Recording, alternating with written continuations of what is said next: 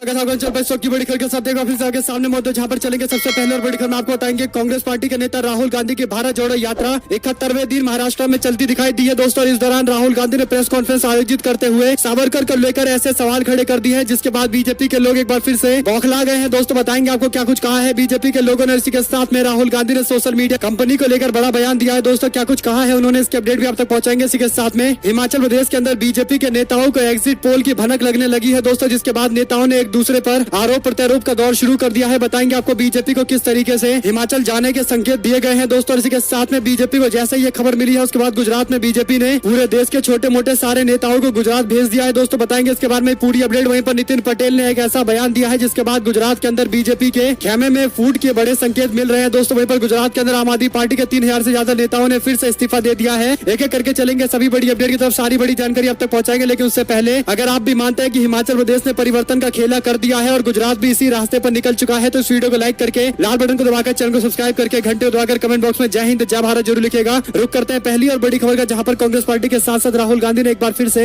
सावरकर का जिक्र करते हुए बीजेपी और आरएसएस पर निशाना साधा। भारत जोड़ो यात्रा के दौरान महाराष्ट्र के अकोला में मीडिया को संबोधित करते हुए राहुल गांधी ने कहा कि सावरकर ने अंग्रेजों की मदद की और महात्मा गांधी, जवाहरलाल नेहरू और सरदार पटेल जैसे देश के स्वतंत्रता सेनानियों को धोखा दिया गया। आपको बता दें कि सावरकर की चिट्ठी जारी करते हुए राहुल गांधी ने जबरदस्त निशाना साधा है। वहीं पर सोशल मीडिया कंपनी को लेकर भी राहुल गांधी का बयान, कहा किसी को भी चुनाव जिता सकते हैं सोशल मीडिया कंपनियां। आप लोग क्या इस बात से इत्तेफाक रखते हैं या नहीं रखते हैं दोस्तों? आप लोग की क्या कुछ राय रहेगी कमेंट बॉक्स में जरूर लिखकर बताइएगा। वहीं पर गहलोत का भाजपा पर निशाना, कहा राहुल गांधी की यात्रा को मिल रहे जबरदस्त जन समर्थन के कारण बीजेपी के लोग बुरी तरीके से चिंतित हो गए हैं। वहीं पर भारत जोड़ो यात्रा में शामिल हुई बॉलीवुड की एक्ट्रेस रिया सेन राहुल गांधी के साथ में कदम ताल करती दिखाई दी है। आपको बता दें कि इससे पहले राहुल गांधी के साथ में पूजा भट्ट, अभिनेता सुशांत सिंह के साथ में कई सारे और भी बॉलीवुड के बड़े बड़े स्टार नजर आए थे दोस्तों। यहाँ तक कि क्रिकेट के भारत के स्टार अजरुद्दीन भी राहुल गांधी के साथ में पदयात्रा कर रहे थे और अब बॉलीवुड की एक्ट्रेस रिया सेन ने भी राहुल गांधी के साथ में पदयात्रा की है। दरअसल ये पदयात्रा महाराष्ट्र के बाद अब मध्य प्रदेश में जाएगी, उसके बाद राजस्थान, दिल्ली, उत्तर प्रदेश, हरियाणा होते हुए पंजाब के रास्ते जम्मू कश्मीर पहुंचने वाली है। और ऐसे में जबरदस्त तरीके से कांग्रेस पार्टी को जहां पर एक और जन समर्थन मिल रहा है तो दूसरी ओर एक्टिविस्ट से लेकर बॉलीवुड एक्टर और एक्ट्रेस के साथ साथ दोस्तों अब क्रिकेटर्स भी राहुल गांधी के साथ में पदयात्रा करते दिखाई दे रहे हैं। वहीं पर युवाओं को नौकरी का भरोसा बीजेपी ने दिया था, जो भरोसा तोड़ दिया गया है। किसानों को सपोर्ट का वादा किया गया था, उसे भी तोड़ दिया गया है। बीजेपी की सरकार ने जनता की एक बात नहीं मानी है, राहुल गांधी ने बयान दिया दोस्तों। इसी के साथ में हिमाचल प्रदेश के चुनाव के एग्जिट पोल की भनक लगने लगी है और इसके बाद बीजेपी के अंदर अंदरूनी टेंशन और ज्यादा बढ़ गई है दोस्तों। ऐसा हम नहीं कह रहे बल्कि मीडिया में छपी रिपोर्ट में कहा गया है। आपको बताते चले कि एग्जिट पोल के नतीजे हिमाचल प्रदेश विधानसभा की कई अहम सीटों पर सत्ताधारी भारतीय जनता पार्टी और कांग्रेस पार्टी के बीच में कड़ा मुकाबला बताया जा रहा है। आपको बता दें कि एग्जिट पोल के परिणाम गुजरात के चुनाव के दूसरे चरण के चुनाव के बाद ही आ पाएंगे दोस्तों, क्योंकि इलेक्शन कमीशन ऑफ इंडिया की ओर से रोक लगाया गया है। लेकिन इसके बावजूद बीजेपी के नेताओं को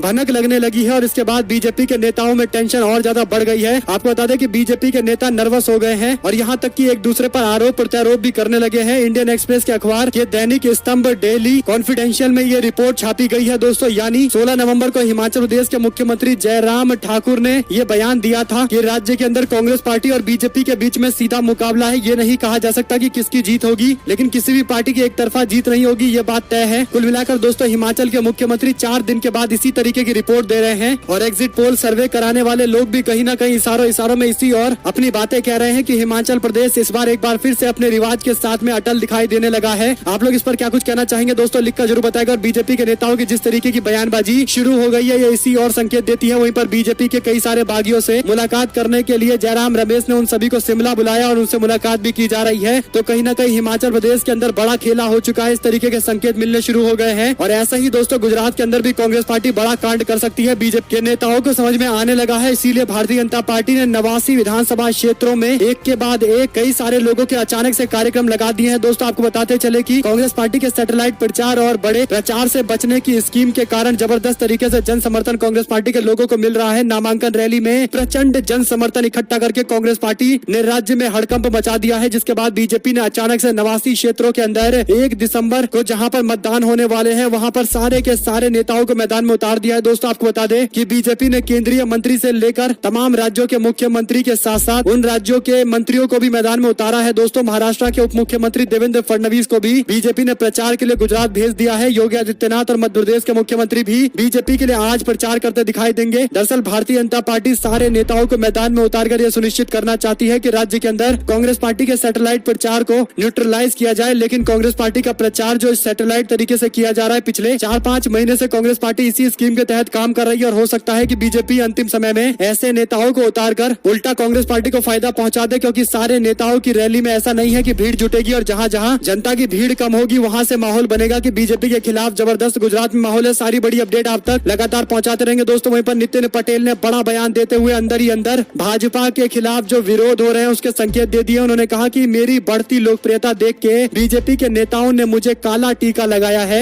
यानी बीजेपी के पूर्व मुख्यमंत्री और कद्दावर नेता नितिन पटेल मेहसाणा सीट से चुनाव लड़ना चाहते थे, लेकिन बीजेपी ने उनको साइडलाइन करते हुए किसी और को उम्मीदवार बना दिया है। लेकिन उनका दर्द बार बार छलक रहा है दोस्तों। नितिन पटेल ने इस तरीके का बयान देकर भाजपा में अंदरूनी कलह को कहीं न कहीं एक बार फिर से जन्म दे दिया है। देखते हैं आने वाले दिनों के अंदर किस तरीके की बयानबाजी की जाती है। वहीं पर मैनपुरी के उपचुनाव के मद्देनजर अखिलेश यादव परिवार में बिल्कुल भी ये मैसेज नहीं देना चाहते हैं कि थोड़ी भी फूट है, और इसीलिए शिवपाल यादव को सबसे पहले समाजवादी पार्टी ने अपना स्टार कैंपेनर बनाया और उसके बाद अब अखिलेश यादव और उनकी पत्नी डिंपल यादव दोनों के दोनों शिवपाल यादव और उनके बेटे से मुलाकात करने के लिए उनके घर पर पहुंचे हैं दोस्तों। समर्थन की बातें कही गई है। इसी के साथ में बीजेपी को नागालैंड में जेडीयू ने तगड़ा झटका देते हुए 3 जिलों के जिला अध्यक्षों को अपनी पार्टी में शामिल करा लिया है। वहीं पर गुजरात के अंदर 3000 से ज्यादा आम आदमी पार्टी के वर्कर्स अपनी पुरानी पार्टी ज्वाइन कर चुके हैं। नांदोड़ और देदियापाड़ा के अंदर ये फैसला लिया गया है। 3000 आम आदमी पार्टी के कार्यकर्ताओं ने इस्तीफा देकर बीजेपी ज्वाइन कर ली है दोस्तों। साथ ही साथ मैं एक मुख्यमंत्री हूँ, मैं क्या भाग जाऊंगा। अवैध खनन मामले को लेकर ईडी के तलब करने पर हेमंत सोरेन ने बड़ा बयान दिया है। आपको बता दें कि ईडी ने सोरेन को राज्य में कथित अवैध खनन धन शोधन मामले में बृहस्पतिवार को पूछताछ के लिए तलब किया है। और दोस्तों ये नई बात नहीं है, इससे पहले 3 नवंबर को भी उनको ईडी के सामने पेश होने के लिए कहा गया था, लेकिन मुख्यमंत्री ने ऐलान किया था कि जनता के बीच में ही असली फैसला होगा। और इसके बाद उन्होंने ईडी के सामने पेश नहीं होने का फैसला लिया था। उसके बाद वापस से ईडी ने फिर नोटिस भेजा है उनको, लेकिन इस बार भी उन्होंने बयान देते हुए कहा कि मैं एक मुख्यमंत्री हूँ, क्या मैं भाग जाऊंगा। और उन्होंने अपने आधिकारिक व्यस्तताओं का हवाला देते हुए पेश होने से मना कर दिया है। इसी के साथ में गुजरात प्रचार के लिए बीजेपी को कार देने पर कांग्रेसी समर्थकों ने मालिक को जमकर पीटा है दोस्तों। आपको बता दें कि गुजरात के पंचमहल जिले में उस वक्त तनाव व्याप्त हो गया जब साहेरा निर्वाचन क्षेत्र में चुनाव प्रचार के लिए बीजेपी को अपनी कार उधार देने पर कांग्रेस समर्थकों ने एक व्यक्ति को जमकर पीट दिया। पंचमहल पुलिस में हिंसक समूह को तितर बितर करने के लिए उन पर गोलियां तक चलानी पड़ी। पुलिस के अनुसार ये घटना बुधवार शाम को हुई जब साहेरा विधानसभा क्षेत्र में कांग्रेस पार्टी के उम्मीदवार से जुड़े लोगों ने जमकर तोड़फोड़ की दोस्तों। गाड़ी के मालिक को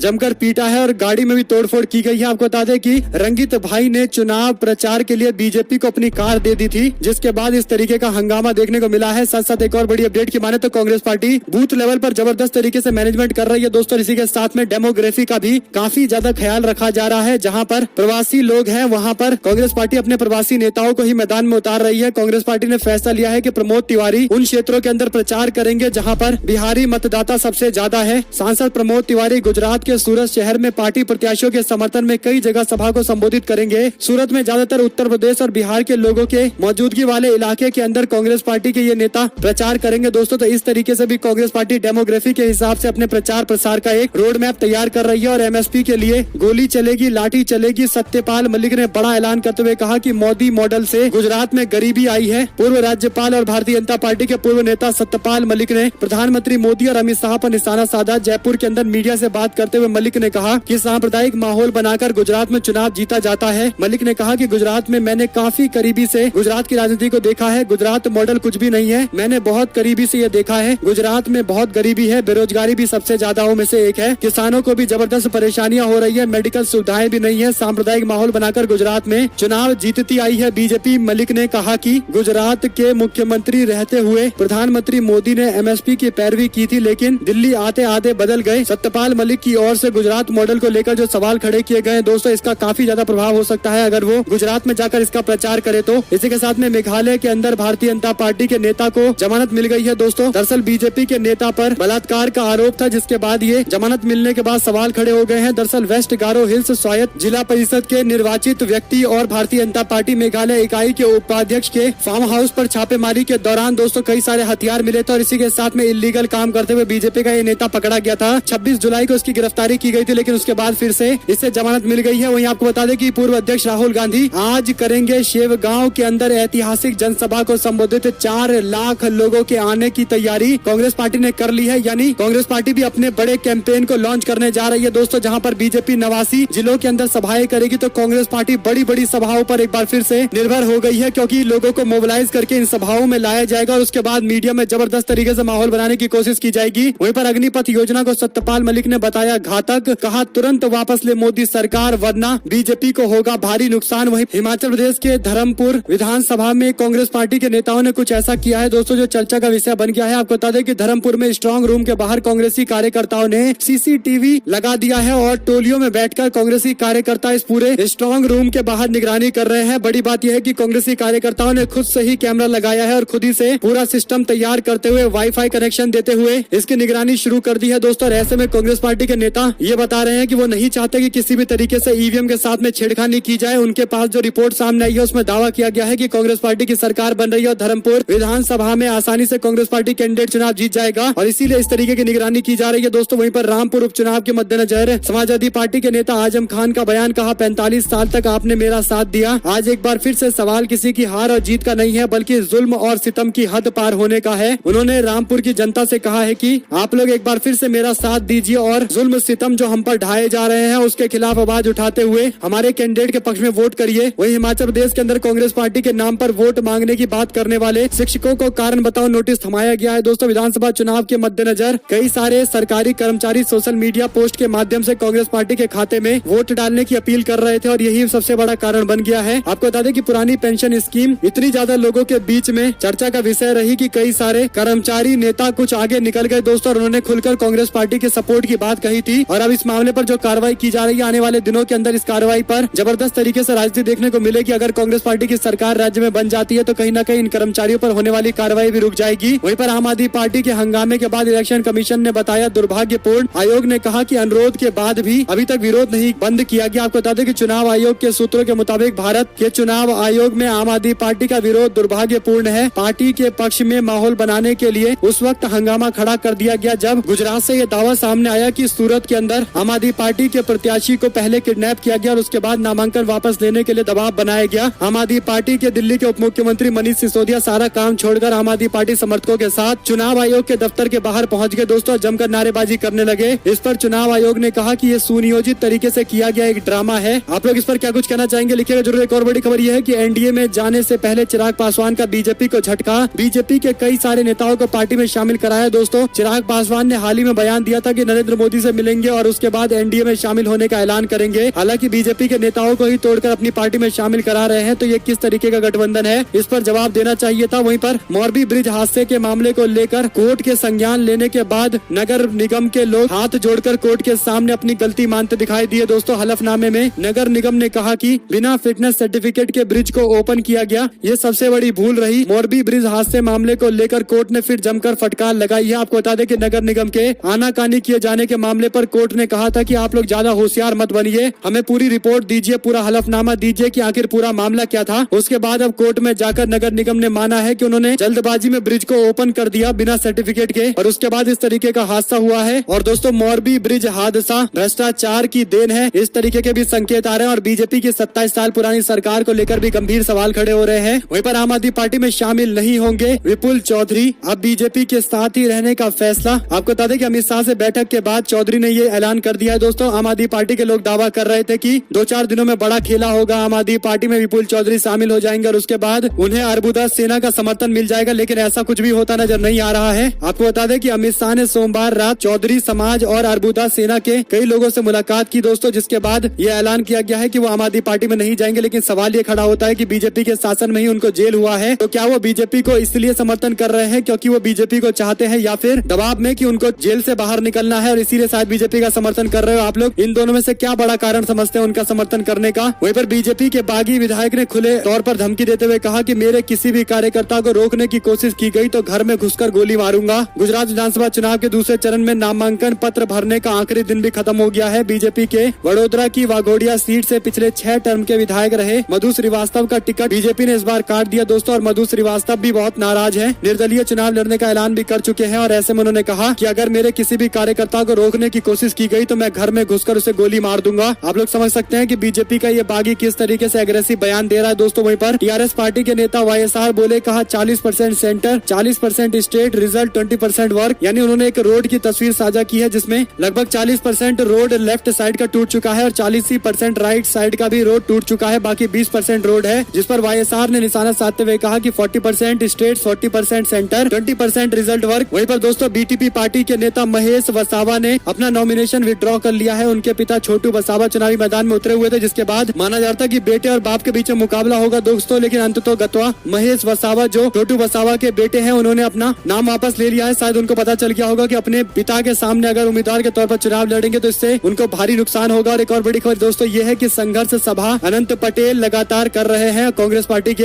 एमएलए हैं जो लगातार इस तरीके का प्रयास कर रहे हैं कि जनता को अपने साथ में जोड़ा जाए। आदिवासी समुदाय के लोगों को साथ में जोड़ने के लिए अनंत पटेल इस तरीके की मुहिम चला रहे हैं दोस्तों, और इसको लेकर उन्होंने तस्वीर साझा की है। उन्होंने बताया कि पानी खड़क विलेज के अंदर खेरगांव तालुक में हमने एक सभा की है, जिसकी ये कुछ तस्वीरें हैं। साथ विरोध के बाद सूरत के अंदर कांग्रेस पार्टी ने महंगाई के नाम पर जबरदस्त प्रचार किया है। अच्छे दिन वाली सरकार पर निशाना साधा है, यानी नॉमिनेशन भरने के बाद महंगाई का भी मुद्दा उठाया जा रहा है दोस्तों। वहीं पर जिग्नेश मेवाड़ी का प्रधानमंत्री मोदी पर हमला, कहा अब तक नहीं रहा चुनावी रैलियों में मोदी मैजिक। गुजरात प्रदेश कांग्रेस कमेटी के कार्यकारी अध्यक्ष जिग्नेश मेवाड़ी ने गुजरात के विधानसभा चुनावों को लेकर प्रधानमंत्री मोदी पर निशाना साधा। उन्होंने कहा कि अब तक प्रधानमंत्री नरेंद्र मोदी के चुनावी रैलियों में लोगों का कोई उत्साह नहीं रहा है। आने वाले दिनों के अंदर सारी बड़ी अपडेट आप तक पहुंचाते रहेंगे दोस्तों। वहीं पर वीर सावरकर के पोते ने राहुल गांधी के खिलाफ दर्ज कराई शिकायत, स्वतंत्रता सेनानियों का अपमान करने का आरोप लगाया है। राहुल गांधी के द्वारा सावरकर को लेकर जो बात कही गई है, आप लोग इस पर क्या कुछ कहना चाहेंगे, लिखिएगा जरूर। एक और बड़ी खबर की माने तो नगर निगम के सदन में बीजेपी और एसपी के पार्षद आपस में भिड़ गए। सपा विधायक रविदास ने सरकार की नीतियों को लेकर साधा निशाना। यूपी के जिले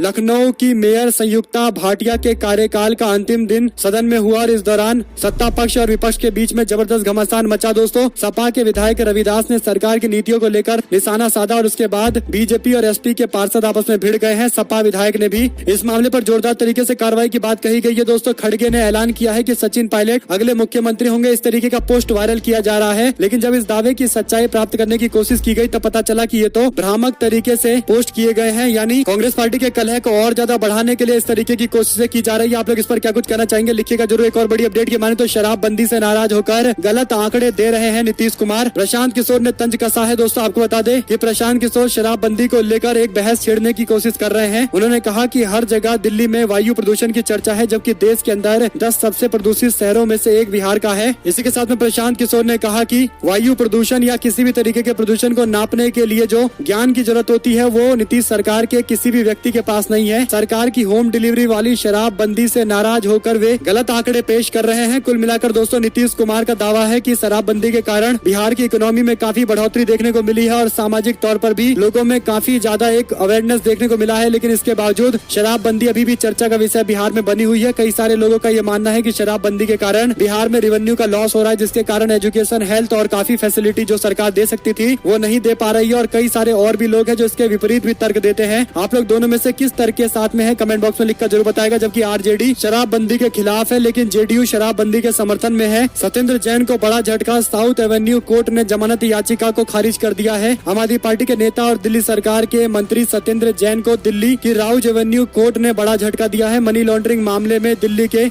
मंत्री को अभी भी दोस्तों बाहर निकलने की इजाजत नहीं दी गई है और हिमाचल प्रदेश के अंदर आम आदमी पार्टी का पूरा कमान संभाले हुए थे, लेकिन जब से जेल में बंद है आम आदमी पार्टी, हिमाचल प्रदेश में तो कहीं नजर नहीं आई और गुजरात के अंदर भी आम आदमी पार्टी धीरे धीरे खत्म होती जा रही है और मुकाबला सीधा कांग्रेस पार्टी और बीजेपी के बीच में बनता जा रहा है दोस्तों। वहीं पर रामपुर में सपा ने अपना प्रत्याशी का ऐलान कर दिया है। आसिम रजा को नामांकन के लिए आगे उतारा गया। इस मौके पर सपा के नेता आजम खान भी उनके साथ में मौजूद रहे। दोस्तों ओवैसी के बयान पर बीजेपी ने लगाई मोहर, भड़क गई जेडीयू और कांग्रेस पार्टी। दरअसल बिहार के अंदर महागठबंधन की सरकार आने के साथ ही भारतीय जनता पार्टी का मुख्यमंत्री पर हमला जारी है। बुधवार को एक टीवी चैनल से बातचीत के दौरान प्रधानमंत्री पद के लिए नीतीश कुमार के काबिलियत पर पूछे गए सवाल पर एआईएमआईएम प्रमुख असदुद्दीन ओवैसी ने बिहार के सीएम पर प्रतिक्रिया देते हुए कहा कि नीतीश कुमार का राजनीतिक भविष्य खत्म हो चुका है, उनकी दवाई एक्सपायर हो चुकी है। ओवैसी के इस बयान पर बीजेपी ने भी समर्थन किया है, जबकि महागठबंधन के घटक दल जेडीयू और कांग्रेस पार्टी ने अपनी नाराजगी जाहिर कर दी है। वहीं पर रामपुर के चुनाव के मद्देनजर बीजेपी ने भी अपना उम्मीदवार उतारा है दोस्तों। दरअसल प्रदेश के कैबिनेट मंत्री सुरेश खन्ना ने कहा कि भाजपा ने रामपुर और आजमगढ़ में हाल ही में संपन्न हुए लोकसभा चुनाव में जीत हासिल की है और अब रामपुर की विधानसभा सीट पर भी और मैनपुरी संसदीय सीट पर और खतौली विधानसभा सीट पर चुनाव जीतेगी। दरअसल बीजेपी ने यहां से अपने प्रत्याशी आकाश सक्सेना के नामांकन के लिए कैबिनेट मंत्री सुरेश खन्ना और पूर्व केंद्रीय मंत्री मुख्तार अब्बास नकवी को भेजा था। खन्ना ने बीजेपी के अन्य नेताओं के साथ मुलाकात की और कार्यकर्ताओं को पूरी ईमानदारी के साथ उपचुनाव लड़ने के लिए और तैयार रहने के लिए कहा गया है। इसी के साथ में आम आदमी पार्टी के उम्मीदवार ने अपनी गुंडई दिखाई है। दोस्तों, सोमनाथ सीट पर आम आदमी पार्टी प्रत्याशी ने टोल बूथ कर्मी को जड़ा है तमाचा। पुलिस ने सीसीटीवी के आधार पर प्राथमिकी दर्ज कर ली है। इसी के साथ में सूरत में बीजेपी कार्यकर्ताओं ने जान जोखिम में डालकर मतदाताओं को लुभाने का प्रयास किया है। बुलडोजर पर चढ़कर योगी आदित्यनाथ के नारे लगा रहे हैं ये लोग। लेकिन सवाल ये खड़ा होता है कि पिछले 27 साल से बीजेपी की सरकार है राज्य के अंदर, क्या भाजपा सारे काम नहीं कर पाई है जो वो गिनवा रही है, और इसीलिए क्या योगी आदित्यनाथ के नाम का सहारा लिया जा रहा है। आप लोग की जो कुछ भी राय रहेगी लिखिएगा जरूर। दोस्तों, बने रहने के सभी दोस्तों, भाइयों, बहनों, मित्रों का बहुत बहुत धन्यवाद। देख रहे थे आपका अपना चैनल जय हिंद, जय भारत, वंदे मातरम। और इस वीडियो को दोस्तों अपने लोगों तक शेयर करना तो बिल्कुल भूलिएगा। बहुत बहुत धन्यवाद।